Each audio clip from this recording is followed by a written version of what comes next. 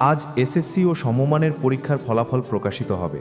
অনেক শিক্ষার্থীর মন ভয়ে অস্থির। কেউ ভালো করবে, কেউ মন মতো করতে পারবে না, এটাই বাস্তবতা। তবে মনে রাখবে, পরীক্ষার ফল কখনো জীবনের শেষ নয়। পরীক্ষা একটা অধ্যায় মাত্র, জীবন তার চেয়েও বড়।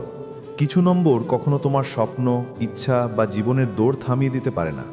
রেজাল্ট খারাপ হলে হতাশা হওয়া স্বাভাবিক, কিন্তু তার জন্য নিজেকে শেষ করে দেওয়া কোনো সমাধান নয়। জীবন অনেক বড়, সামনে আরও অসংখ্য সুযোগ অপেক্ষা করছে। আজ যারা কাঁদবে, কিছুদিন পর তারাই নতুন স্বপ্ন নিয়ে এগিয়ে যাবে, যদি ধৈর্য ও সাহস ধরে রাখতে পারে। এই পৃথিবী শুধু ভালো রেজাল্টের জন্য নয়, এখানে বেঁচে থাকার জন্যও শক্তি লাগে। নিজেকে ভালোবাসো, সময়ের সঙ্গে সব ঠিক হয়ে যাবে। সব বাবা মা ও অভিভাবকদেরও বলবো, শুধু রেজাল্ট দিয়ে সন্তানকে মূল্যায়ন করবেন না, তাদের মনটা আগে বুঝুন, পাশে দাঁড়ান।